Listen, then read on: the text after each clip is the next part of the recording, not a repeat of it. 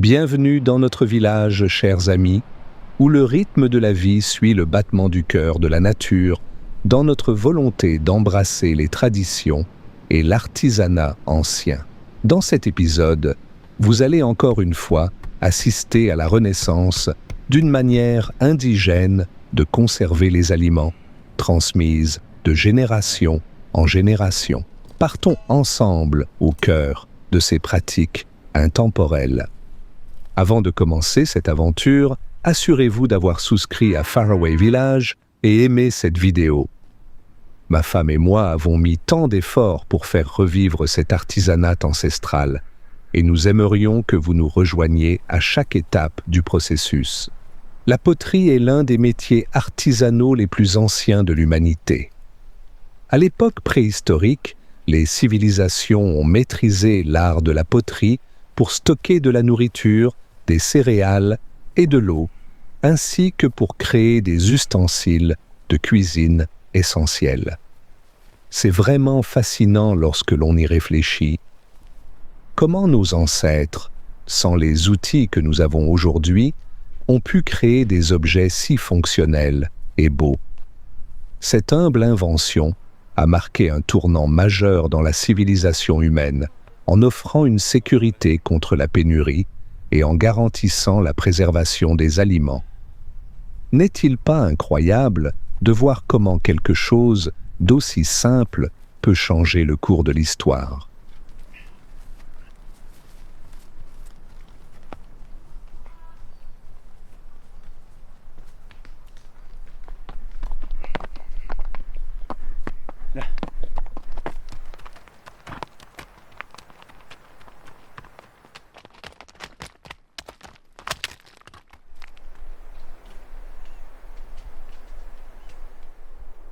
Que ferais-je sans ce compagnon ? Un gars comme moi se sent presque démobilisé sans son cheval. Il m'aide à gravir les collines escarpées et laissez-moi vous dire, c'est bien plus facile que de marcher pendant des kilomètres sur ces sentiers abrupts.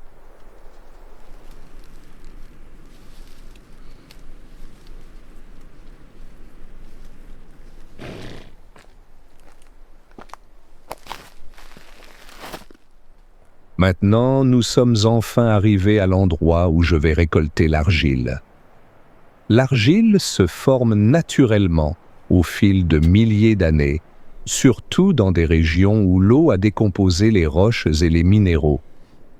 En Azerbaïdjan, nous trouvons souvent des dépôts riches en argile le long des rives des rivières, dans les vallées et les basses terres. Mais tous les sols ne conviennent pas à la poterie. L'argile idéale est collante, fine et malléable, ce qui la rend parfaite pour façonner des objets durables. Je pense avoir assez d'argile. Allons-y.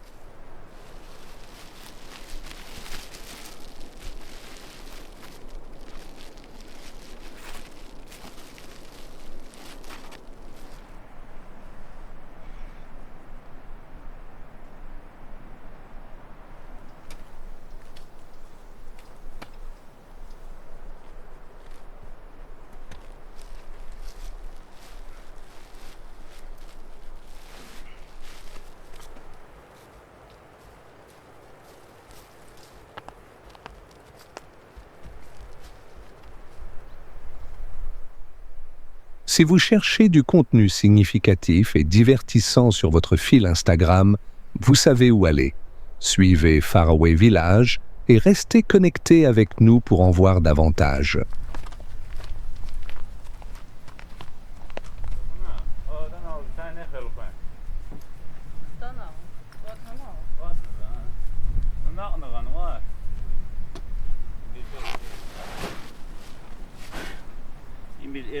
Bir hazır olman lazım ya.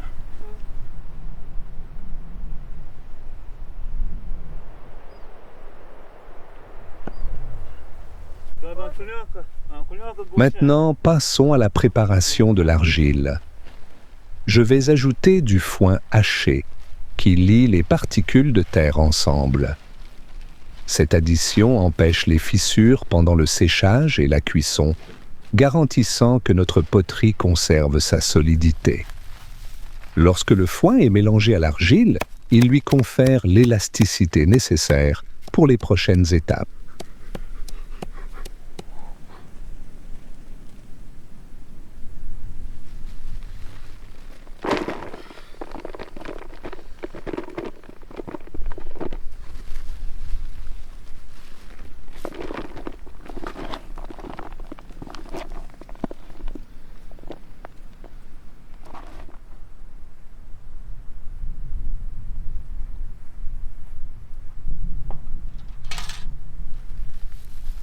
L'un des avantages clés d'ajouter du foin est qu'il aide à éviter le rétrécissement lors du processus de séchage. Cela garantit que la forme du contenant reste intacte. Maintenant, ajoutons de l'eau et mélangeons soigneusement jusqu'à ce que le mélange soit parfaitement homogène.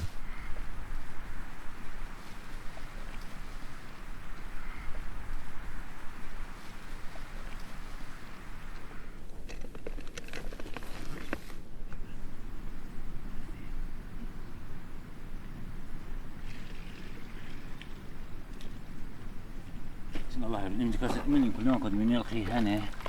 Akhwanmış. Kulyon kod. Maintenant, je vais verser ce mélange d'argile sur un sac en plastique en appuyant avec le poêle pour bien mélanger. Une fois que tout est bien mélangé, je vais le recouvrir avec le plastique, puis placer une bûche lourde dessus pour le laisser reposer pendant 3 jours. Cette étape permet à l'argile de se raffermir afin que nous puissions commencer à lui donner forme pour créer notre poterie.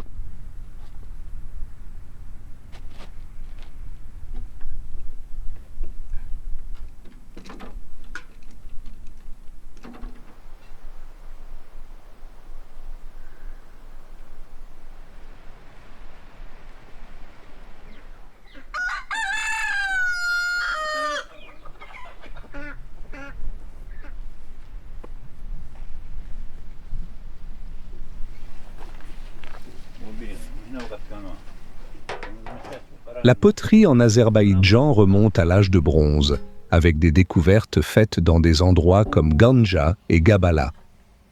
La poterie azerbaïdjanaise est célèbre pour ses motifs géométriques, inspirés par la nature, les animaux, les plantes et son emblématique émail bleu, devenu une marque de fabrique de nos céramiques.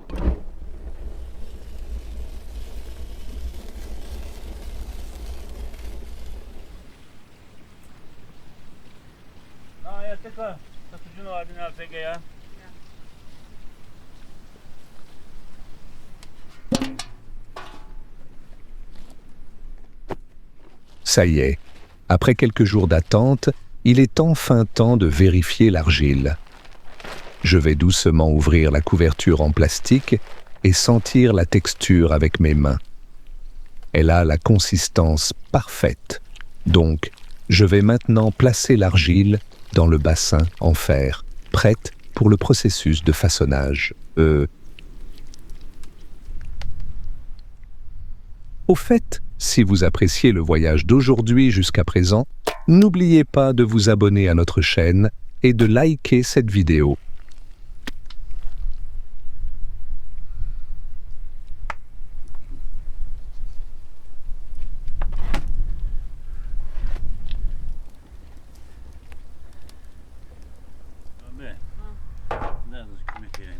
Et maintenant, on arrive à la partie amusante. On va façonner nos récipients en utilisant la méthode traditionnelle, une technique transmise de génération en génération. Pour créer la base, je vais presser un petit bol trempé dans l'eau dans l'argile, en l'enveloppant dans un sac en plastique pour éviter qu'elle ne colle. En appliquant une légère pression, je vais façonner le fond du récipient, créant ainsi la base parfaite pour notre poterie.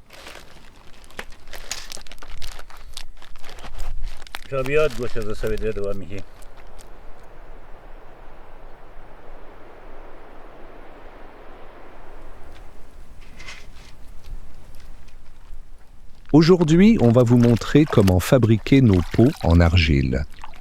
C'est une méthode artisanale faite à la main. À la différence, les méthodes modernes pour façonner l'argile impliquent souvent le tour de potier. Il a été inventé aux alentours de 3500 AVO-JC en Mésopotamie, révolutionnant la poterie en permettant des formes plus rapides et uniformes.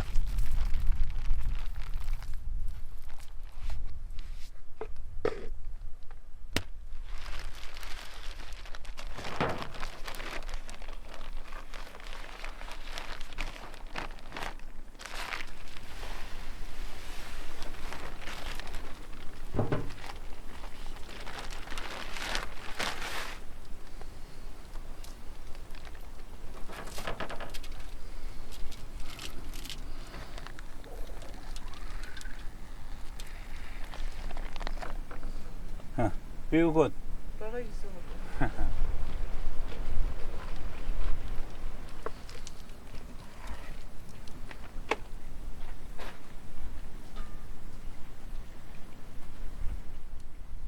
Pendant que je fabrique avec soin ces récipients en argile, ma femme prépare quelque chose d'aussi spécial, une confiture de pommes crabes dorées. Faites-moi confiance plus tard, nous la savourerons avec un thé azerbaïdjanais fraîchement infusé. On dit que le travail d'équipe rend les rêves possibles, mais dans notre cas, il rend l'heure du thé parfaite.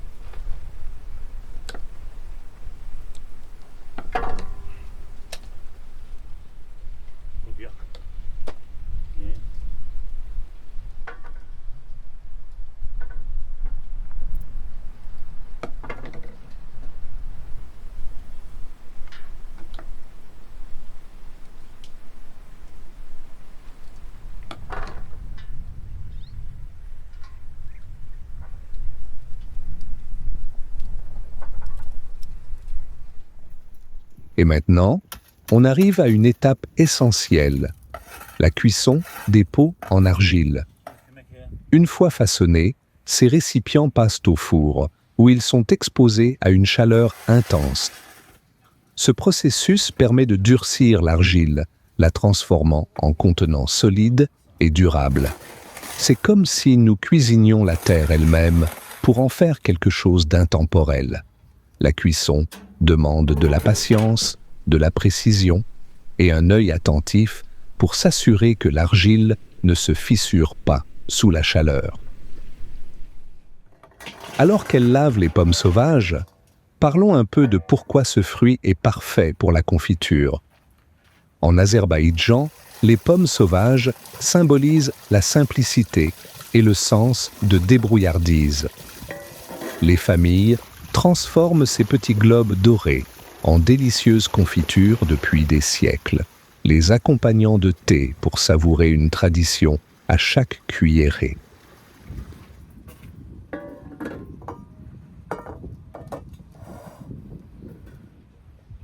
Alors qu'elle pique les pommes avec une fourchette, elle les aide à mieux absorber le sirop sucré, une étape essentielle pour faire de la confiture.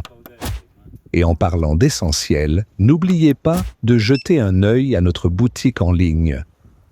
Scannez le code QR pour découvrir une sélection de couteaux de haute qualité qui rendront les tâches de cuisine comme celle-ci plus faciles et agréables. Vous me remercierez lorsque votre cuisine aura l'air d'un espace de travail de pro.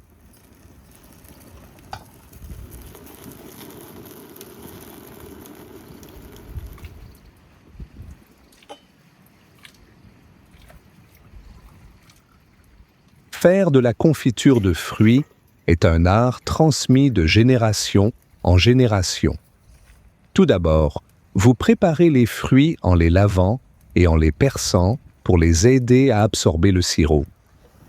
Ensuite, vous faites bouillir les fruits dans de l'eau sucrée jusqu'à ce qu'ils ramollissent et caramélisent pour former un glaçage collant et délicieux. Des étapes simples, mais le résultat est inoubliable.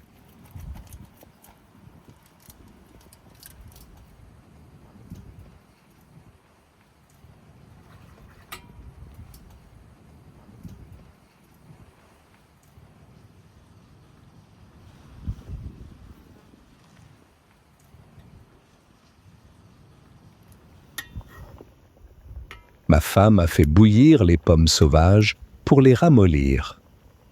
Maintenant, elle ajoute du sucre dans l'eau, laissant le tout se caraméliser en un sirop doré. Une fois que c'est prêt, les pommes retournent dans cette eau sucrée et collante pour absorber toute cette délicieuse douceur.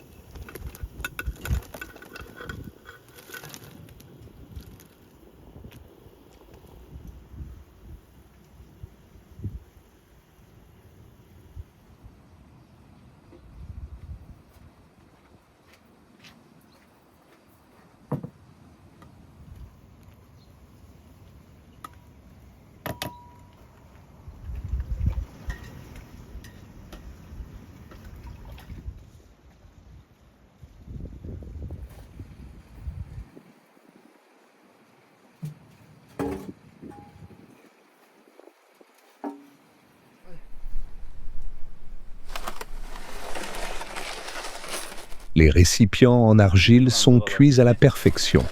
Ils doivent passer plusieurs heures au four pour garantir leur solidité et leur durabilité. Une fois sortis, ils doivent refroidir complètement dans un endroit ombragé.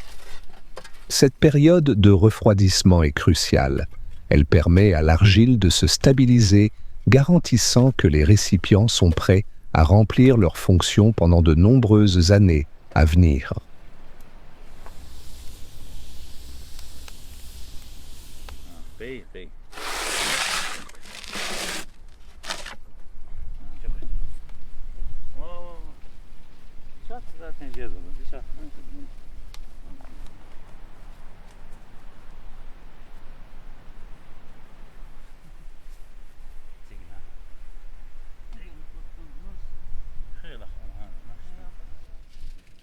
Maintenant que nos poteries sont prêtes, nous les plaçons en plein air, une tradition ancestrale.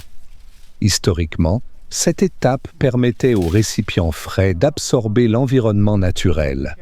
En Azerbaïdjan, la poterie est bien plus que fonctionnelle. Elle incarne un lien avec la terre et son histoire riche.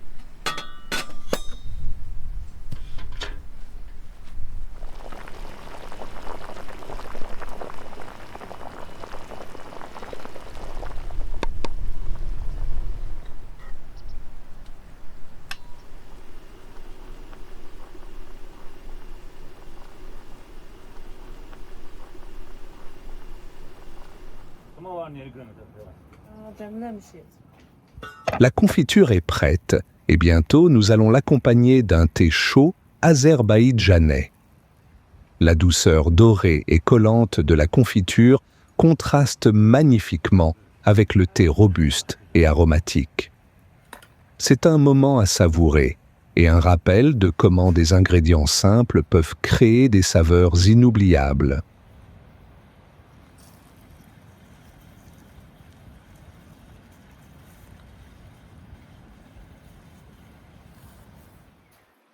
Outre la confiture de pommes, nous nous préparons pour un délicieux thé avec des pommes fraîches et des pêches. Les fruits apportent une douceur naturelle, complétant la chaleur du thé et les saveurs riches de la confiture. C'est une table dressée pour la détente, la tradition et la connexion. Alors attrapez une tasse de thé et joignez-vous à nous.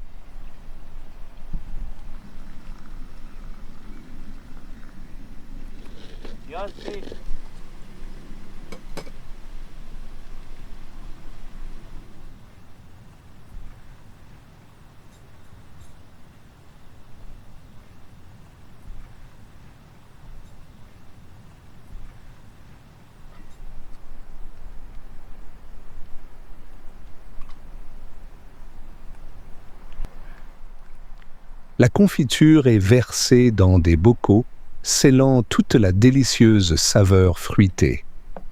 Ces bocaux ne servent pas seulement à stocker, ils préservent l'essence de la saison, garantissant que même pendant les mois les plus froids, nous pouvons goûter à la générosité de l'été. Correctement scellées, ces confitures restent fraîches pendant des mois, prêtes à illuminer n'importe quel repas.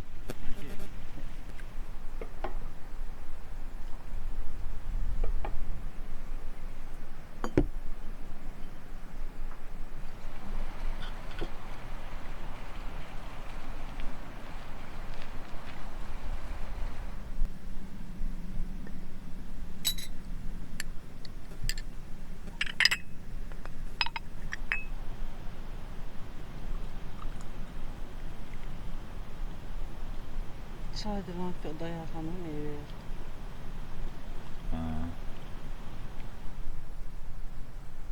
인간 또 옛날 산나 죄도시다.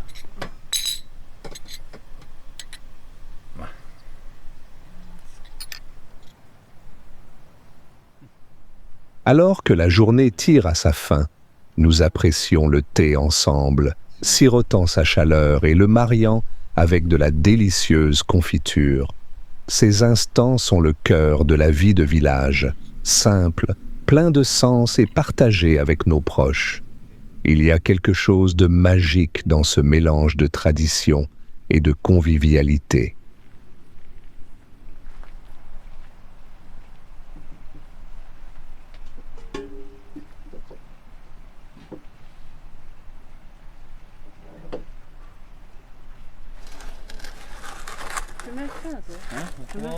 Gece olsun alkışa girdi. Bir şey dayatan.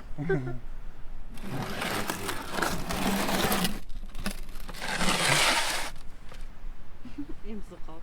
İmsi kalk.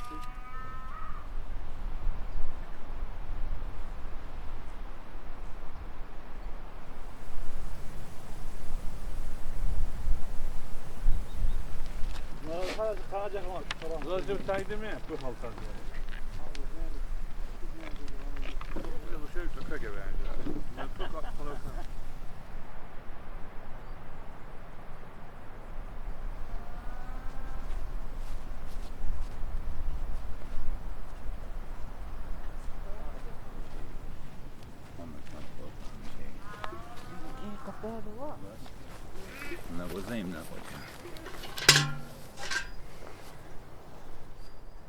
Alors, on ramasse des fruits pour les stocker dans les récipients en argile.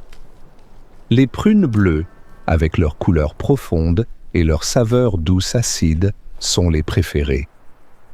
En les cueillant fraîchement des arbres, on s'assure qu'elles sont à leur apogée, prêtes à être conservées naturellement pour les mois à venir.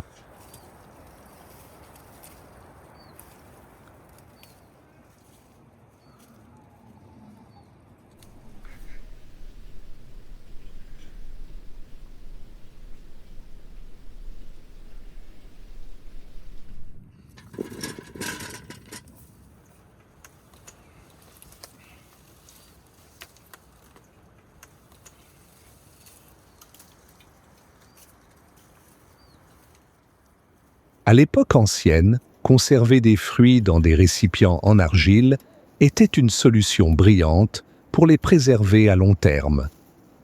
La nature poreuse de l'argile permettait une ventilation, maintenant les fruits frais et évitant leur détérioration. C'est une méthode aussi ingénieuse qu'intemporelle.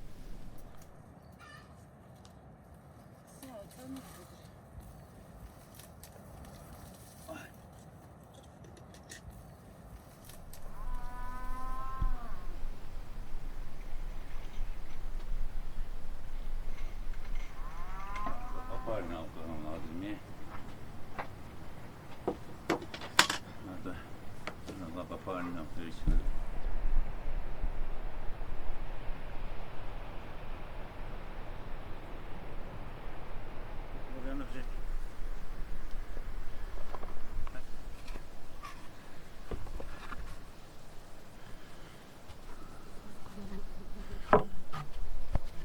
Şey atabilirim içine.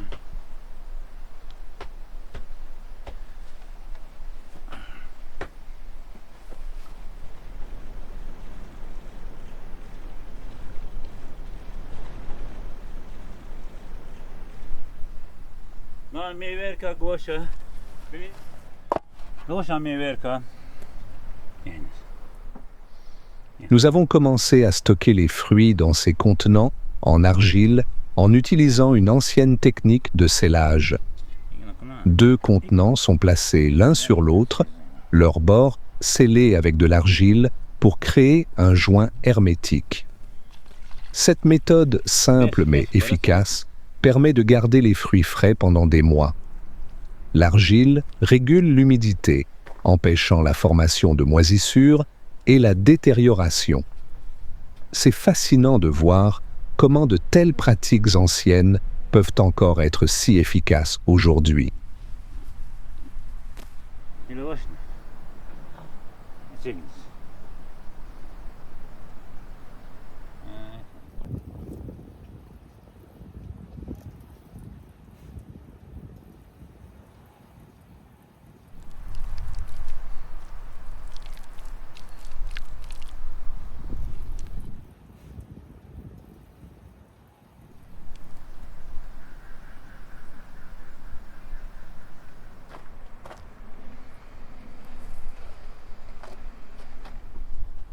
Çıkan cennet olması öğretmeniz.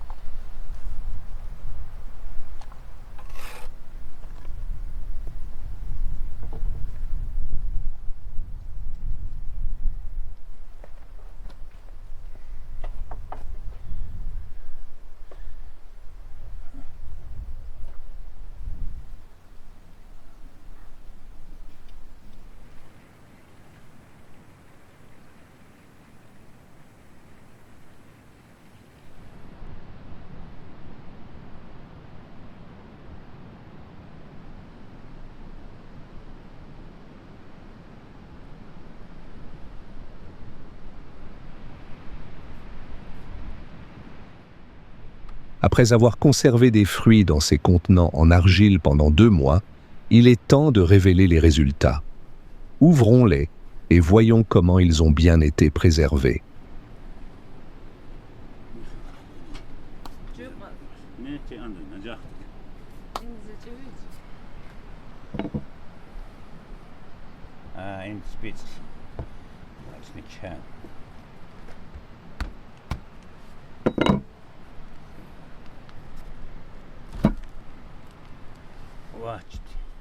Incroyable, n'est-ce pas? Regardez ces fruits, raisins, pommes, prunes, tous intacts et frais, comme s'ils venaient d'être cueillis. C'est la preuve de l'intelligence de nos ancêtres et de leurs pratiques durables. Ces contenants en argile ne sont pas seulement des outils, ce sont des trésors de sagesse transmis de génération en génération.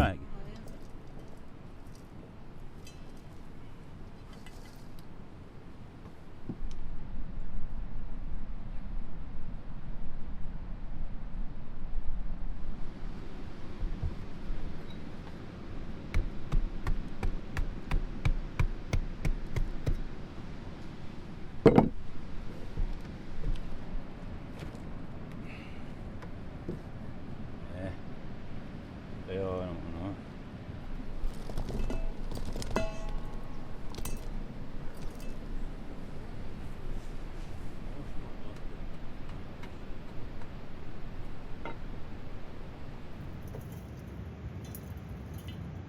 صدق لا تثبت رواية ما جبتها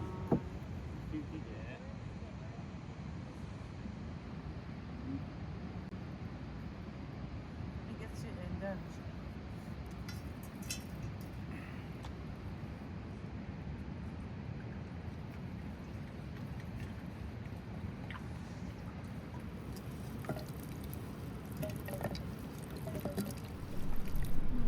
Şirin.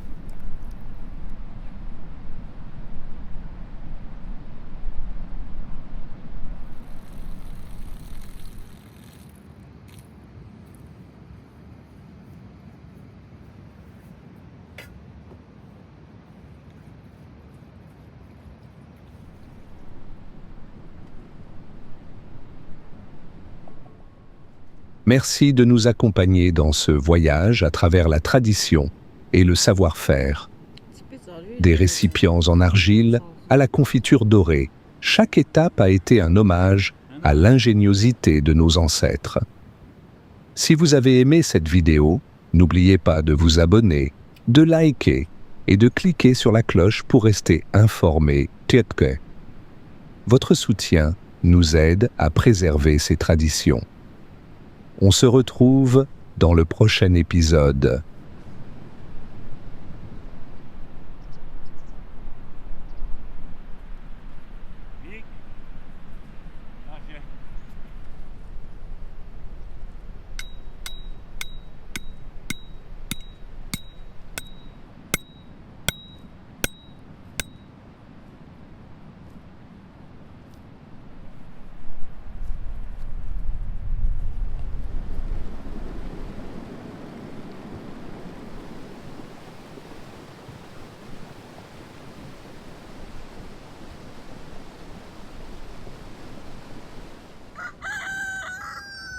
Aujourd'hui, nous entrons dans une petite cuisine de village, où la nourriture est bien plus qu'un simple repas. C'est une tradition. Nous allons voir comment les haricots sont préparés pour les jours spéciaux.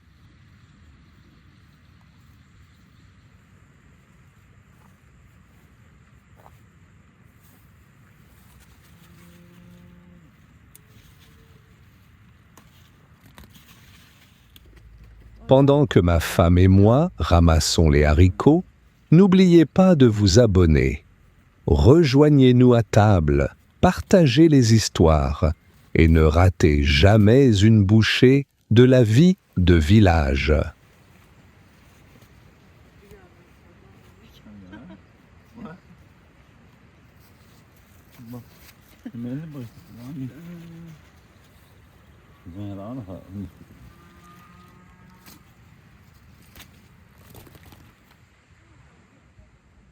Regardez juste toutes les haricots que nous avons récoltés.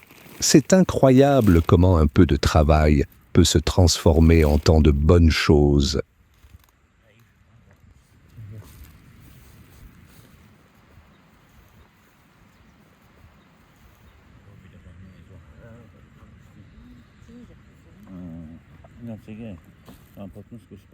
Dans certaines familles, on mesurait la récolte en haricots. Chaque haricot comptait pour un repas ou un ragoût futur.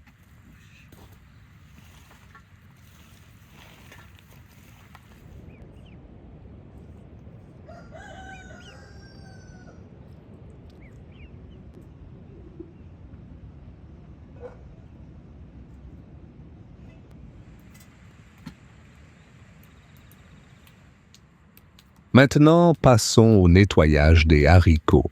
C'est un peu fastidieux, mais chaque petit haricot compte pour un plat de fête parfait. Avez-vous déjà essayé de les trier par taille pour vous amuser?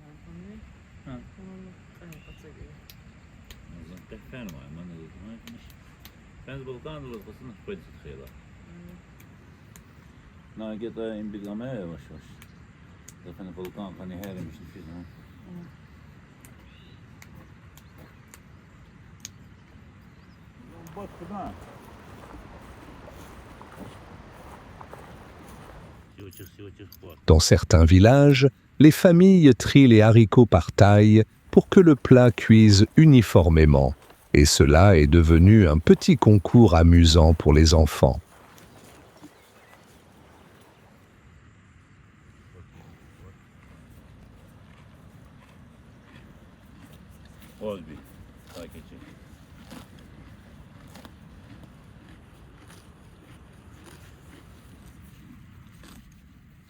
D'accord, il est temps de monter à cheval et de partir faire des courses.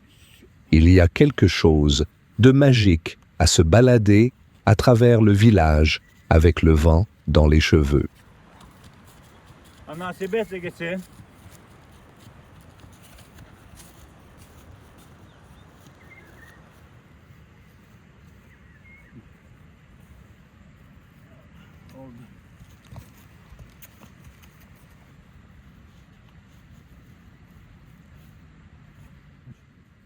Les chevaux ont aidé les humains à transporter des marchandises et des personnes depuis des milliers d'années. Des chariots lourds, aux longs voyages, leur force et leur endurance en ont fait des partenaires indispensables dans la vie quotidienne.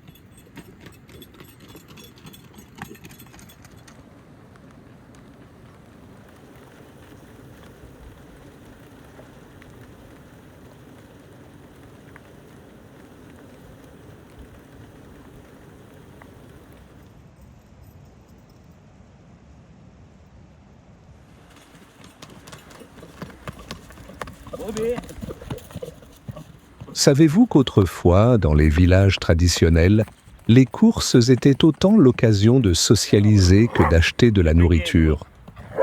On se retrouvait avec les voisins et on échangeait des petites anecdotes en chemin.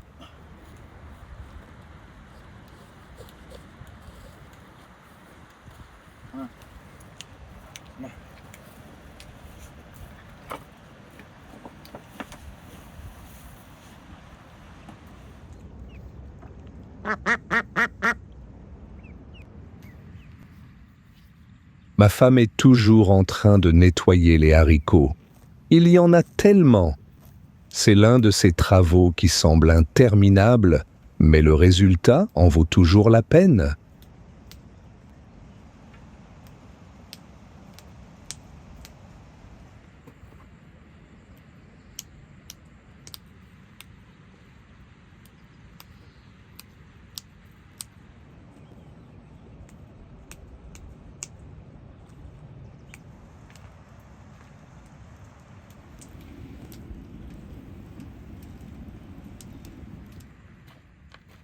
Pendant ce temps, je vais me faire une tasse de thé et jouer avec les chiens. Rien de tel qu'une tasse chaude et des queues qui remuent pour égayer la journée.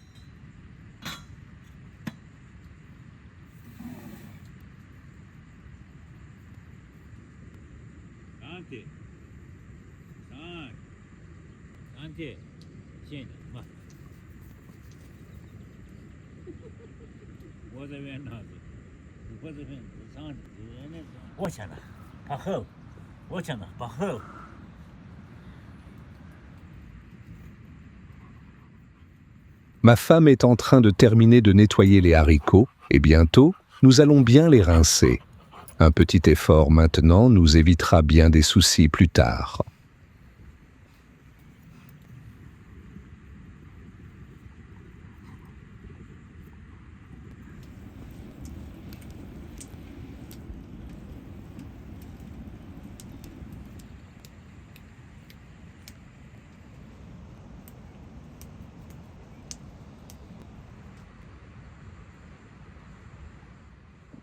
Trempez les haricots brièvement avant de les rincer pour faciliter l'élimination de la saleté et des petites peaux. C'est magique, ça marche.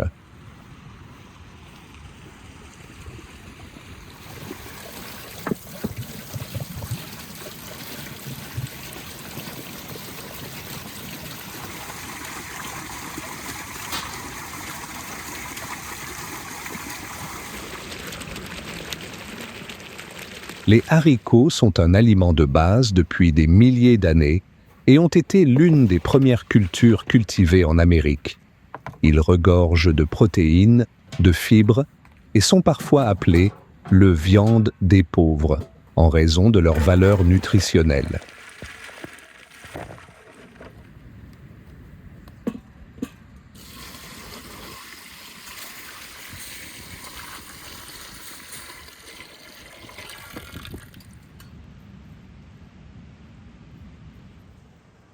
Maintenant, ma femme est en train de cueillir de la camomille et nous allons bientôt savourer une délicieuse tisane.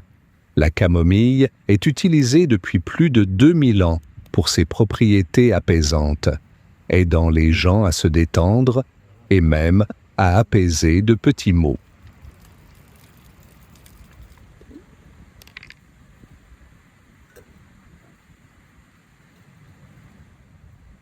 Il y a quelque chose de magique dans l'odeur de la camomille fraîche qui infuse dans l'eau chaude.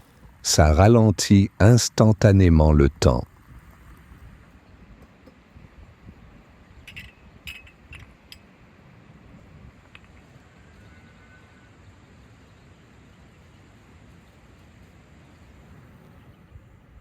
Ces petites pauses dans la journée sont le meilleur moment de la vie de village. Et toi, as-tu un moment préféré comme celui-ci dans ta cuisine ?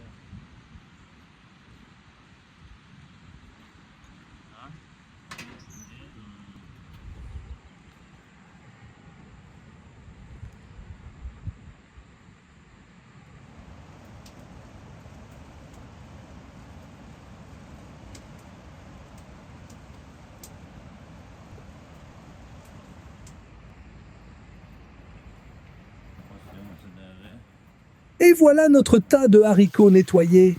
Je vais les rincer et les mettre sur la cuisinière. Vous imaginez le nombre de haricots que nous avons déjà triés ? C'est incroyable.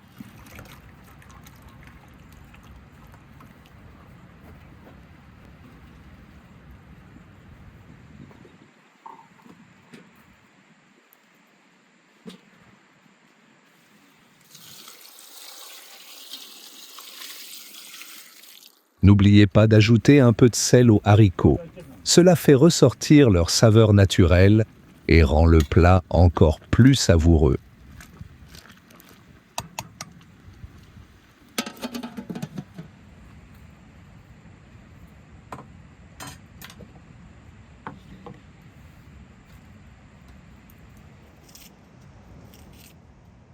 Et maintenant, c'est ma femme qui hache des oignons, des poivrons et des tomates. L'odeur dans la cuisine est déjà incroyable. Si vous adorez ces moments, abonnez-vous à notre chaîne.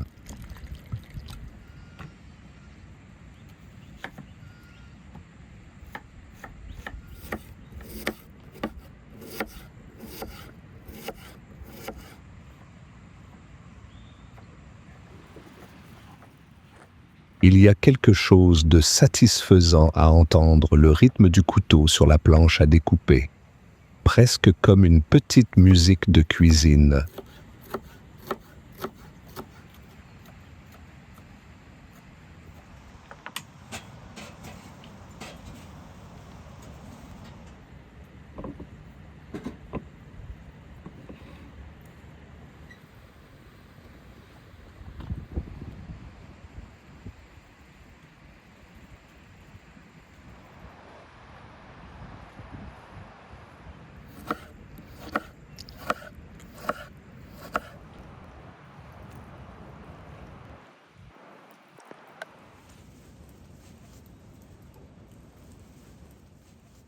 Et maintenant, il est temps de remplir les bocaux avec nos haricots cuits. Voici une petite astuce. Utilisez un entonnoir pour garder tout bien rangé et éviter les déversements. Cela rend tout le processus plus rapide et plus propre.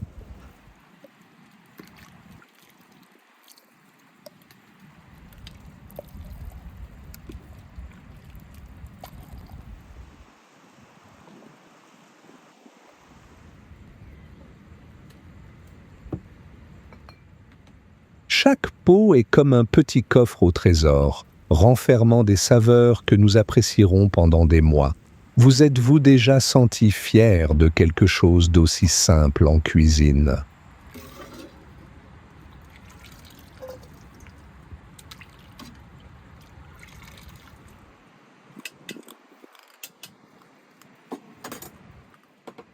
Je me souviens de la première fois où j'ai rempli des bocaux de haricots quand j'étais enfant.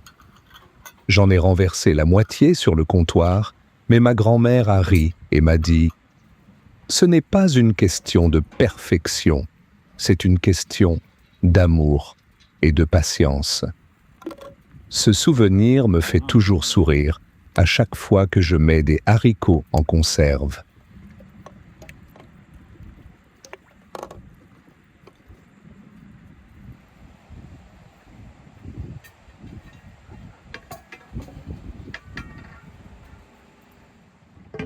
Bien sûr, ma femme a gardé quelques haricots. Elle prévoit de faire un ragoût avec des tomates, des poivrons et des oignons. C'est un peu comme donner une nouvelle chance au reste en les mettant en vedette dans un nouveau plat.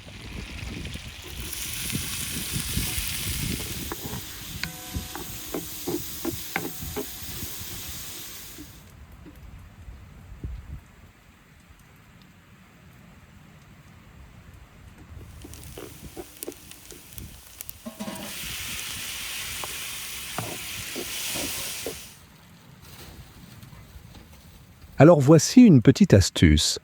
Ajoutez les haricots en dernier les garde tendres et évite qu'ils ne deviennent trop mous. C'est un truc que ma grand-mère utilisait tout le temps.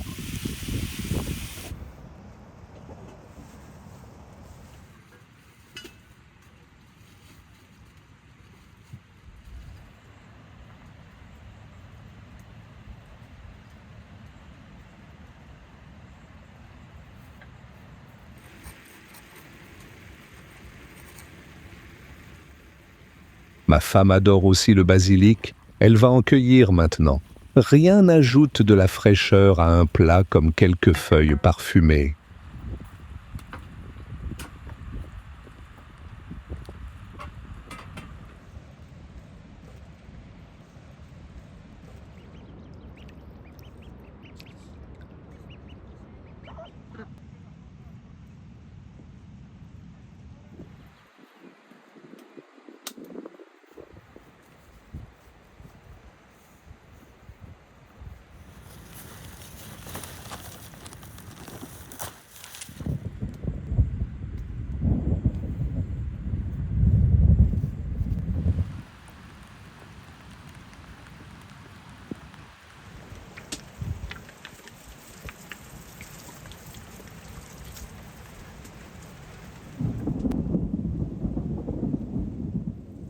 Cuisiner les restes de haricots avec des légumes frais révèle un goût complètement différent.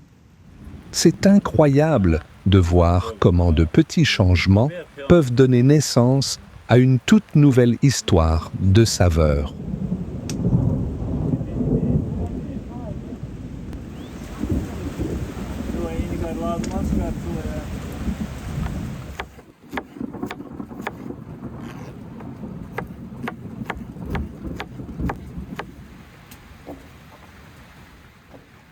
Savez-vous qu'à certains villages, les salades étaient toujours préparées en dernier pour rester bien croquantes, afin de surprendre tout le monde à table avec leur fraîcheur. C'est une astuce amusante à essayer lors de vos repas en famille ou entre amis.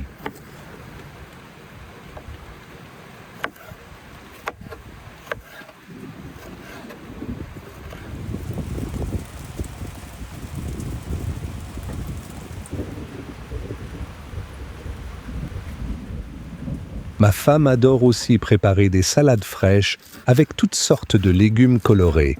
C'est un moyen si simple d'égayer n'importe quel repas.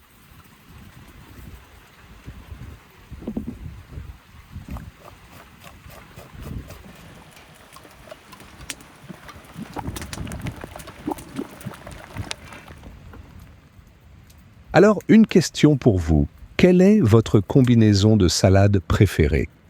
J'adorerais savoir quels sont vos mélanges incontournables, alors n'hésitez pas à les partager dans les commentaires.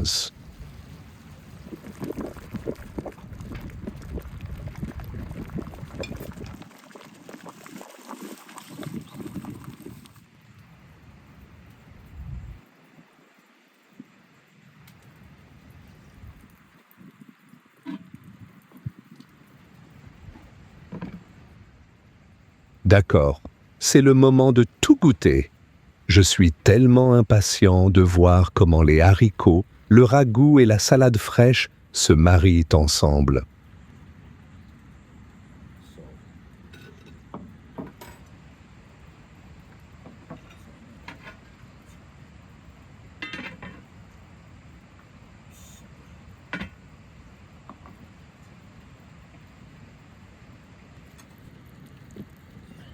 Ja, dat denk ik best krijg.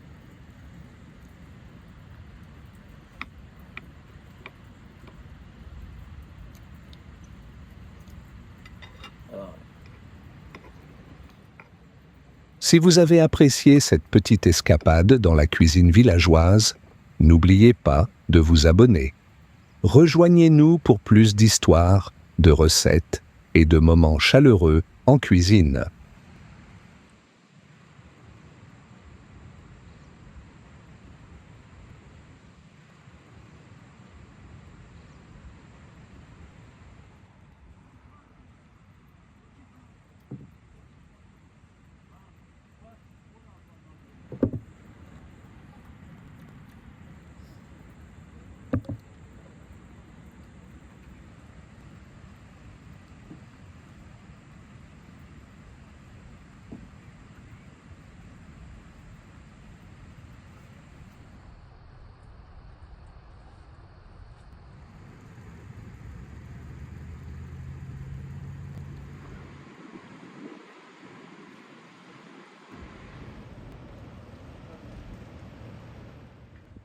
On se retrouve aujourd'hui pour une nouvelle aventure.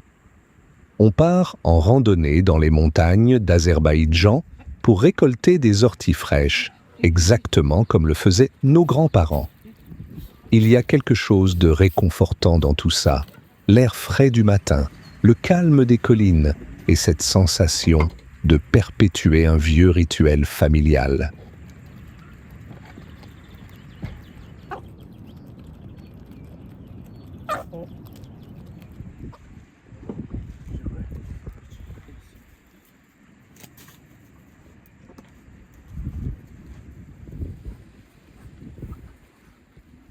Si vous aimez les histoires comme celle-ci, restez avec nous et abonnez-vous. Il y a tellement plus de choses que je veux partager avec vous.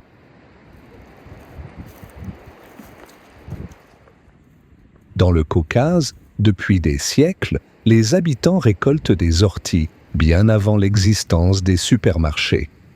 Les familles comptaient sur ces premières pousses printanières après de longs hivers rigoureux, et les trouver signifiait que la saison tournait enfin vers l'espoir.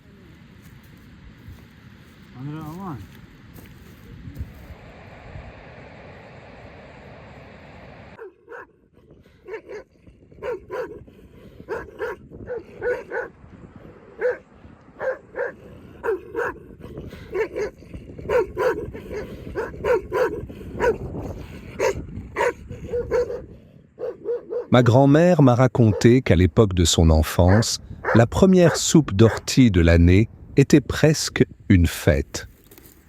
Les enfants rentraient en courant à la maison, les joues rouges du vent de la montagne, ramenant le premier panier d'ortie comme s'il s'agissait d'un trésor.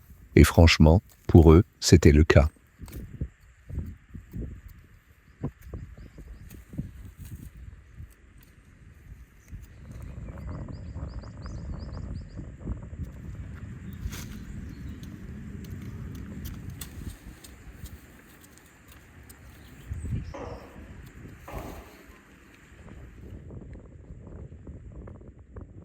De manière historique, les orties étaient considérées comme des guérisseuses. Les villageois les utilisaient pour faire du thé, pour soigner les blessures et même pour fabriquer des tissus à l'ancienne. Je ris toujours en me rappelant quand mon oncle m'a montré une écharpe faite à partir de fibres d'ortie, douce, chaude, rien à voir avec la plante qui pique.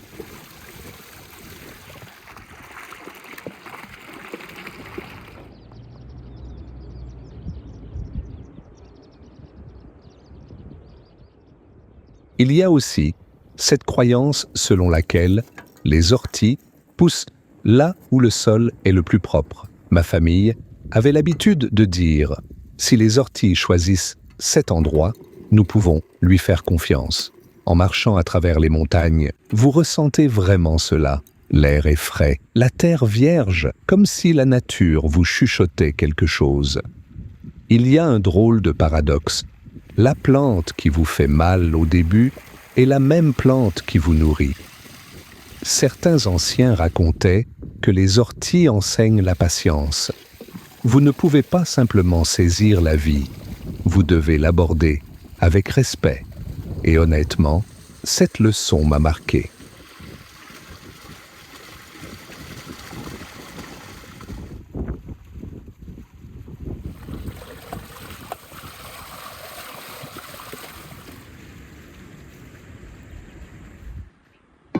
Ma femme est déjà dans la cuisine, en train de préparer le plat du jour, des orties avec des herbes fraîches et des oignons. C'est un de ces plats qui sentent le printemps avant même d'atterrir dans la poêle.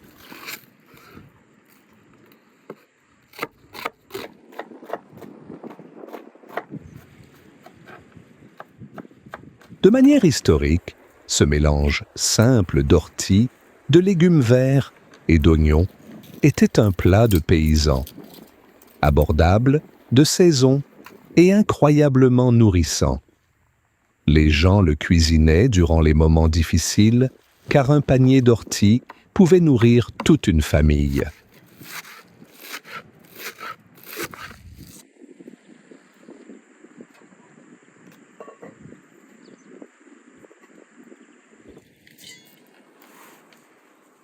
Dans les régions de l'Ouest, on avait l'habitude de servir des orties avec des œufs en les laissant cuire ensemble pour former un mélange vert-jaune vif. Ma tante faisait ça tous les dimanches matins. La poêle sifflait, les fenêtres s'embuaient, et le petit déjeuner avait l'air d'une réunion de famille.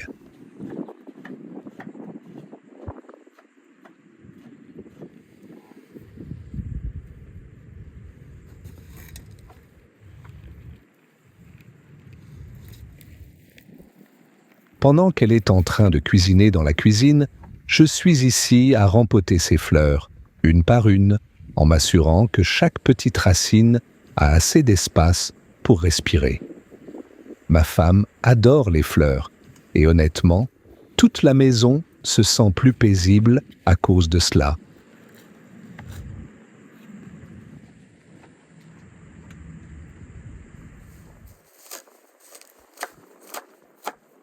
Il est amusant de penser que planter dans des pots n'est pas du tout une nouveauté. Il y a des milliers d'années, les anciens Égyptiens gardaient des plantes dans des récipients en argile pour décorer leur cour, emportant la verdure avec eux où qu'ils aillent.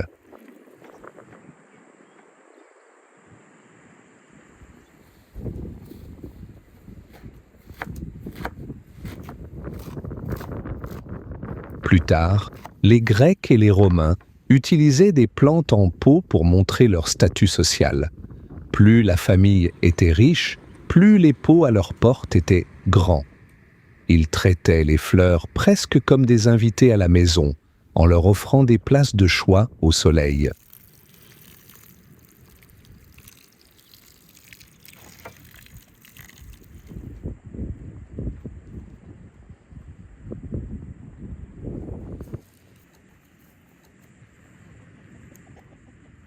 À l'époque médiévale, les gens ont réalisé que les pots étaient parfaits pour faire pousser des herbes dans des espaces restreints.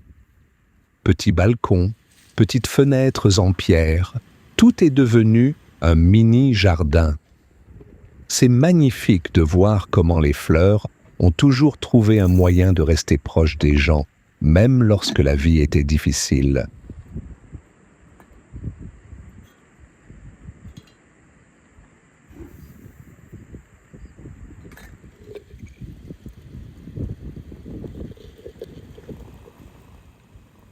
Ma femme a déjà préparé du thé d'ortie frais, cette couleur vert profond qui semble presque antique.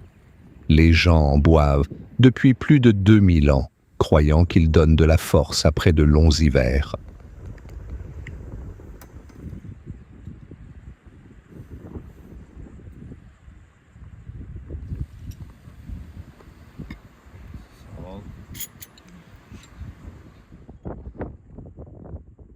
Et voici un fait intéressant.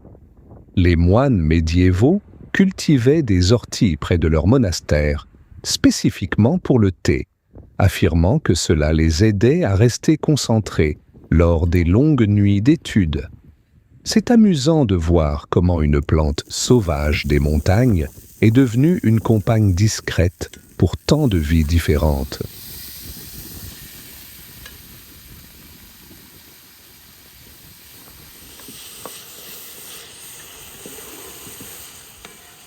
Alors, ma femme est déjà en train de faire frire les oignons, cette odeur qui emplit la pièce et vous met instantanément en appétit. Dans les anciennes maisons azerbaïdjanaises, les oignons qui grésillent étaient le signe universel que le dîner devenait sérieux.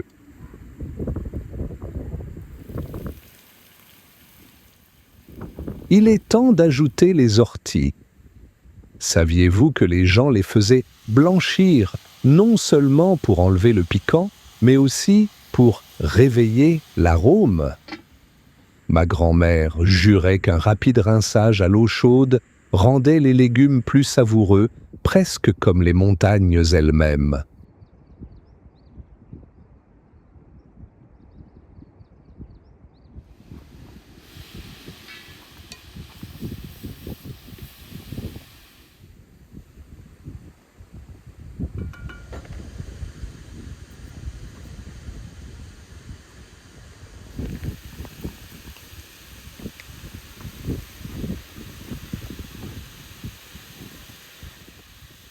Une fois que les orties ont ramolli, elle ajoute les œufs, et c'est à ce moment-là que ça se transforme en cette omelette rustique de montagne.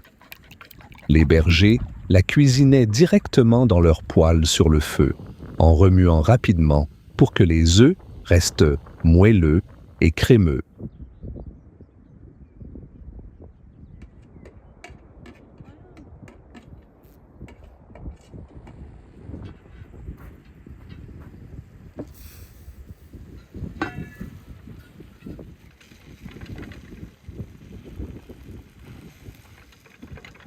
Oh, regardez juste ça, les couleurs, la vapeur, la façon dont les légumes verts brillent dans la poêle. Et l'odeur? C'est le genre qui attire tout le monde dans la cuisine sans même les appeler.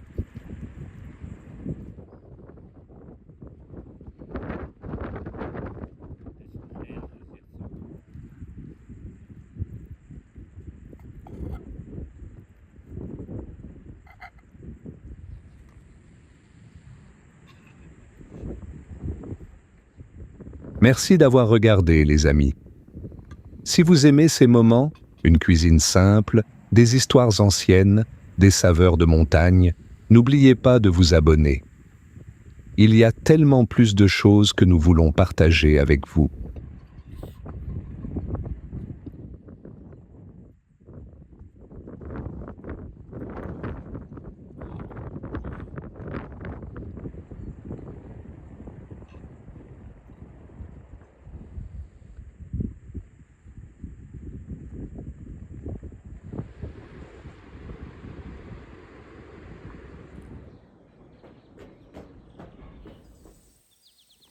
Là où la nourriture nous rassemble, chaque plat est préparé à partir de zéro, et même les ingrédients les plus simples nous réserve des surprises.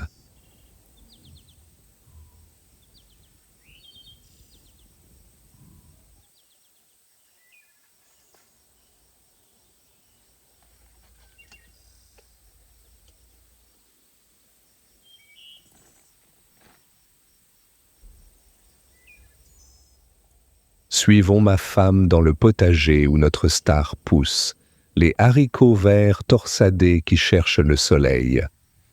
Aujourd'hui, nous préparons du pakla, une explosion de saveurs estivales.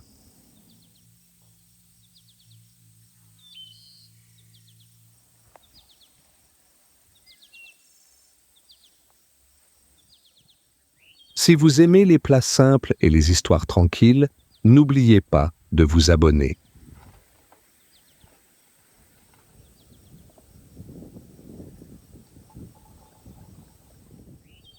L'été enveloppe le village tel un châle chaud, et à chaque craquement, les haricots verts frais capturent un peu de sa lueur.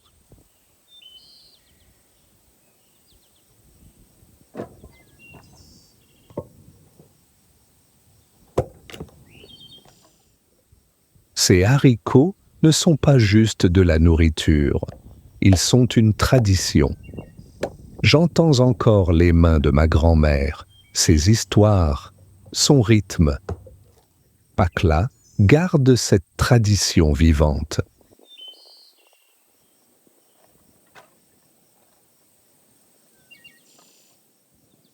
Alors que ma femme commence tranquillement la préparation, j'allume le feu.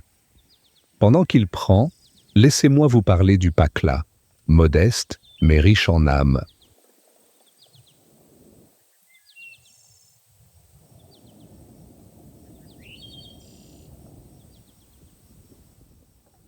Pakla a traversé les générations, préparé quand les haricots sont jeunes, que l'été est nouveau, et rien de la terre n'est gaspillé. Chaque élément avait sa raison d'être.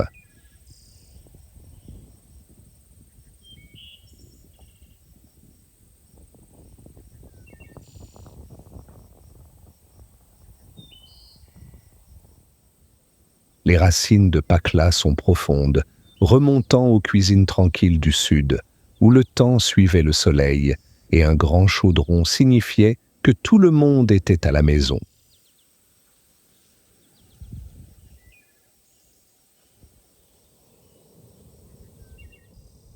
Chaque région a sa propre façon de préparer le pakla, des herbes dans le nord, de l'ail beurré dans le sud.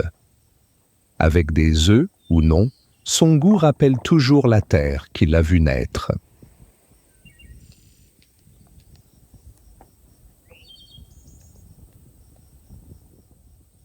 Enfant, je me faufilais pieds nus dans le jardin, mes mains trop petites mais pleines d'envie. Pour moi, le pakla a le goût de la terre chaude et des abeilles d'été bourdonnantes.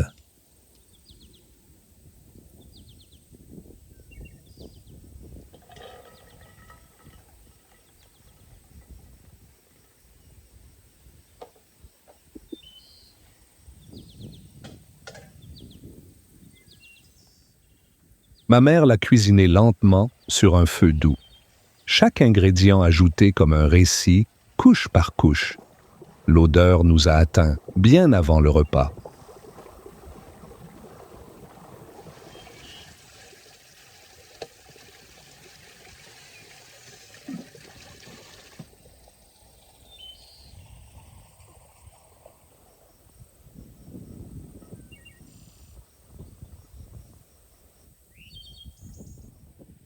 J'avais 6 ans quand j'ai essayé de cuisiner du pakla seul. La casserole a brûlé, les haricots aussi, mais ma mère a juste ri. Ça veut dire que tu es prête à apprendre.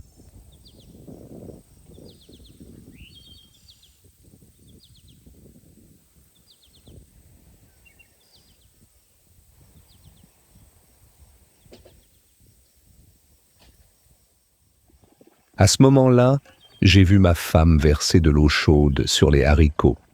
Un petit geste, mais cela les adoucit délicatement, prêts à absorber toute la saveur.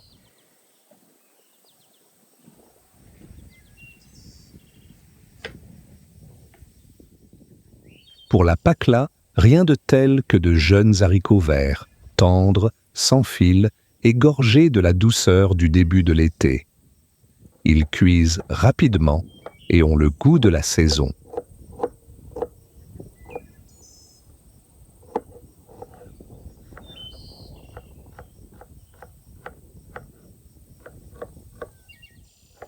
Chez nous, on cuisine le pakla à l'ancienne, avec des oignons, des herbes fraîches et une touche de beurre pour la finition.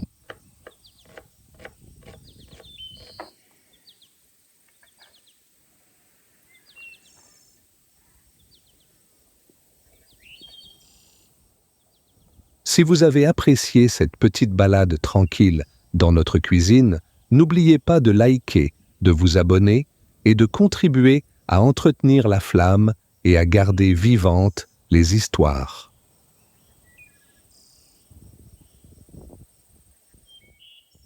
Dans la casserole, ma femme ajoute des tomates mûres, douces, juteuses et prêtes à équilibrer parfaitement le beurre et les haricots. Ensuite, une généreuse cuillère de notre beurre azerbaïdjanais maison, doré, parfumé, fondant lentement comme un conteur se lançant dans l'histoire.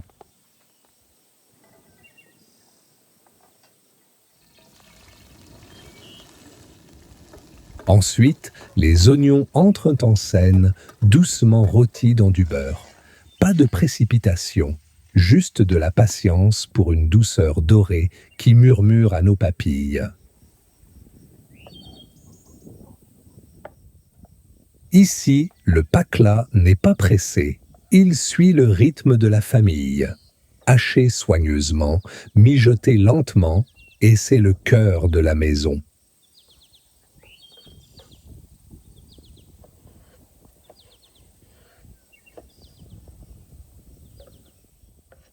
De Lankaran à Kak, les haricots verts prospèrent, chaque région étant fière de sa terre et de son soleil.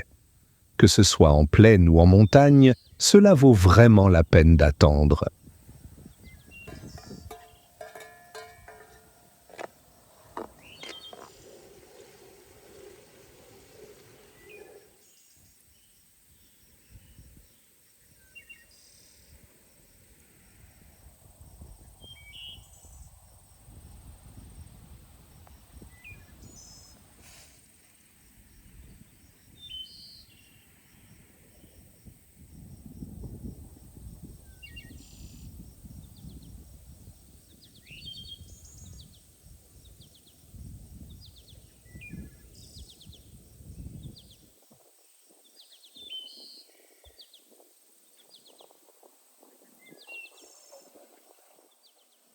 Les haricots ont trempé pendant 20 à 25 minutes, juste assez pour les ramollir, mais qu'ils gardent encore leur texture. Maintenant, c'est l'heure de les égoutter et de les ajouter à la casserole.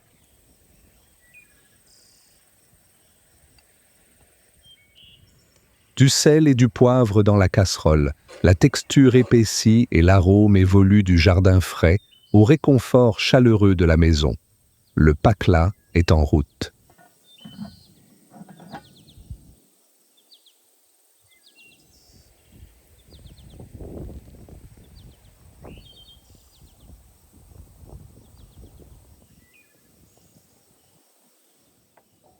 Alors, on râpe un peu de beurre dans la farine et on mélange bien. Une étape simple qui apporte de la richesse et de la texture.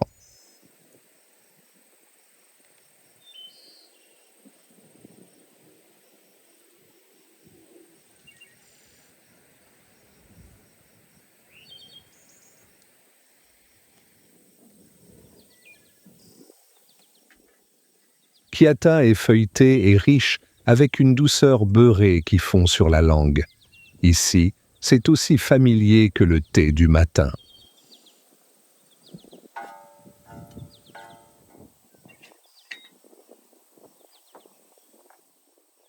On retrouve des pâtisseries similaires en Géorgie, en Turquie et en Iran, mais chaque village a son propre style. Le nôtre est doux et généreux à l'intérieur, à l'image de ses habitants.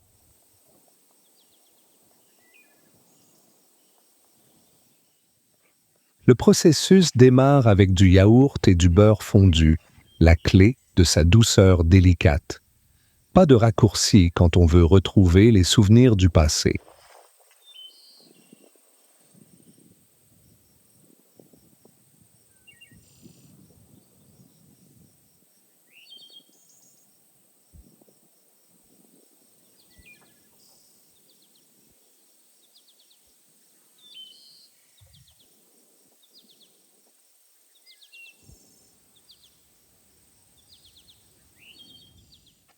Alors que ma femme s'occupe de la kiata, je vérifie le pakla.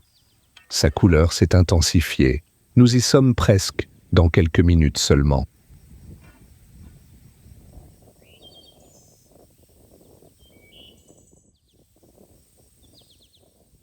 Si vous appréciez ce contenu, n'oubliez pas de vous abonner et de rester avec nous.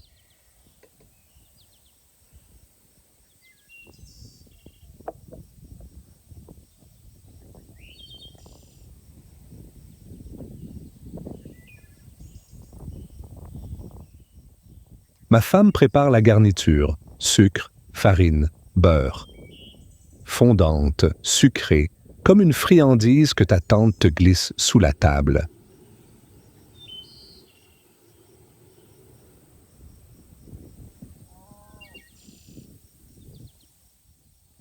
Il est temps d'étaler la pâte. Des couches fines aident à créer cette texture feuilletée parfaite que nous apprécions tous.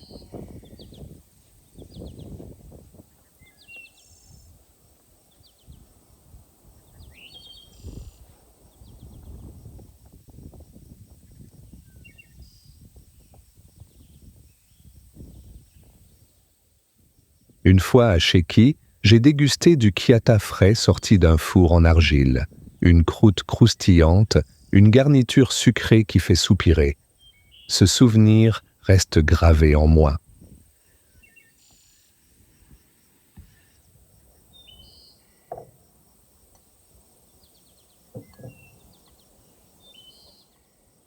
L'un de mes favoris, réconfortant mais léger, parfait avec une deuxième tasse de thé.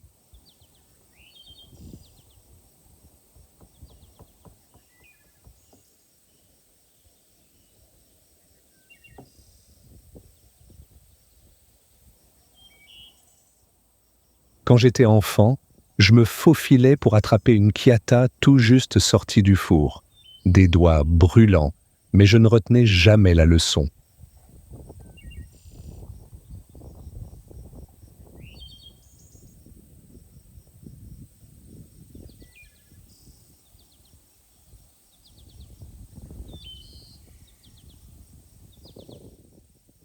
Trop de viennoiseries chaudes et votre ceinture proteste. Mais bon, c'est la vie de village, pas un défilé de mode.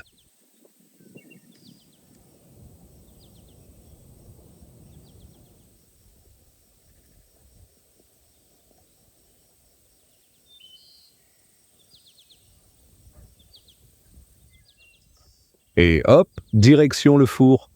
Il faudra patienter 30 à 35 minutes pour que l'odeur se répande dans la maison et pour nous permettre de préparer le thé.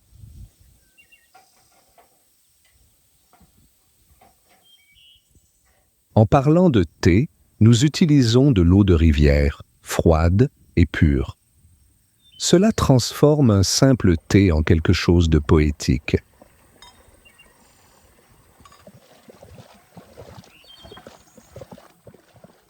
Un petite gorgée, et vous comprenez pourquoi les habitants de montagne vivent longtemps. Tout ici est lent, authentique et pur.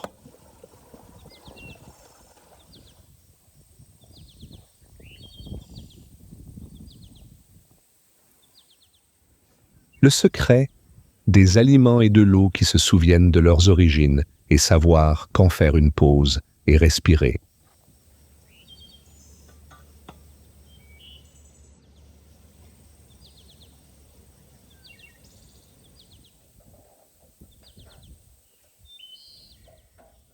Les kiatas sont prêts.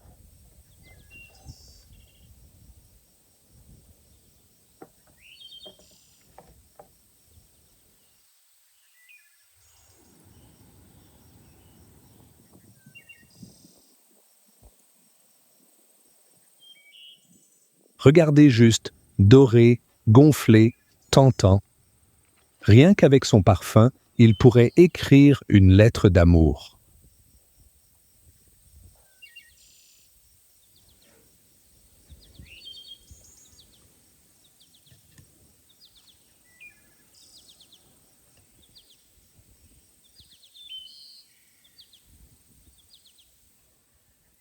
On va les laisser refroidir un peu.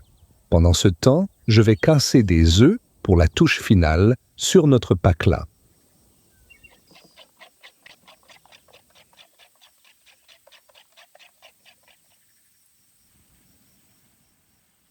À Kuba et Nakhichevan, les œufs terminent le pakla en lui apportant une texture soyeuse, un peu comme si on emmitouflait le plat pour qu'il se repose.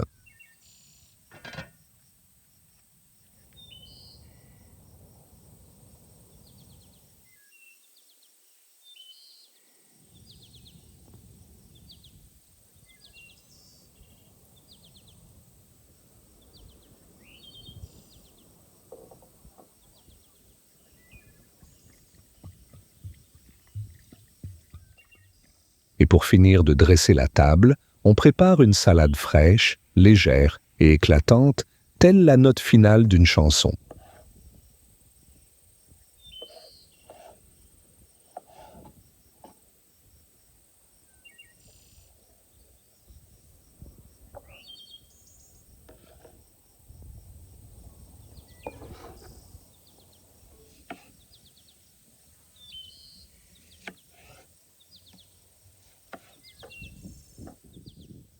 Les repas comme celui-ci nous connectent à nos racines, notre culture et les uns aux autres. Vous ressentez ça aussi? Quelle est votre salade préférée? Vous la préférez fraîche et simple ou bien pleine de saveurs? Partagez votre recette favorite dans les commentaires.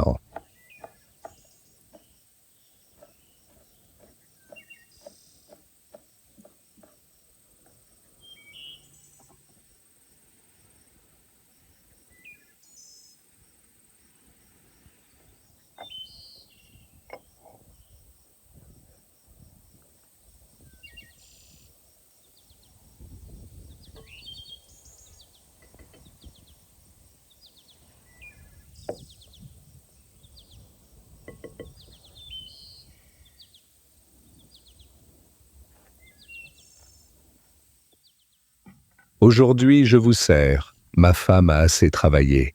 C'est à son tour de se détendre et de profiter.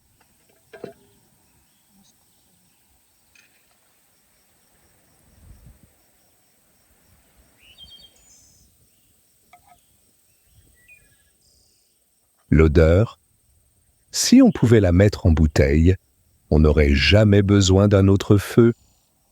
Il faut la préparer pour vraiment la comprendre.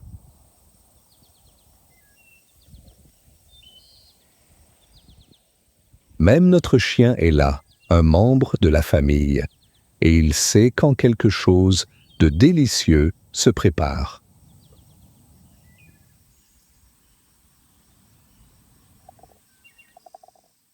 Le premier morceau, des haricots beurrés tendres, des oignons sucrés et une légère touche de tomate. Tout simplement parfait.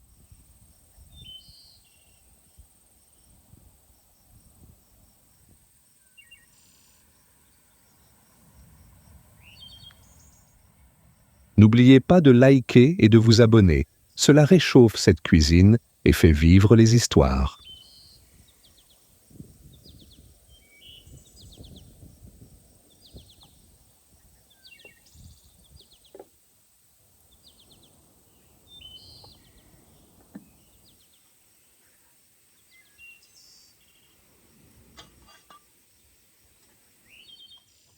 Bien sûr, nous allons infuser du thé. Je n'imagine pas un repas sans lui. Par ici, le thé est bien plus qu'une boisson. C'est un moment pour se détendre et se connecter.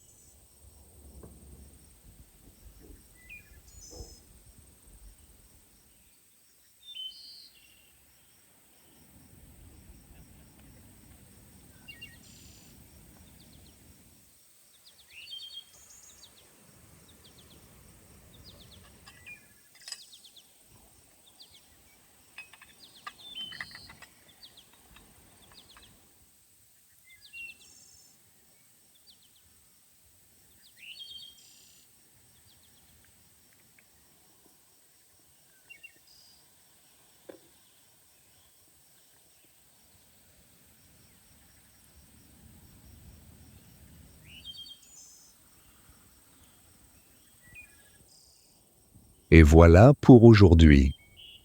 Le feu faiblit, mais les histoires demeurent.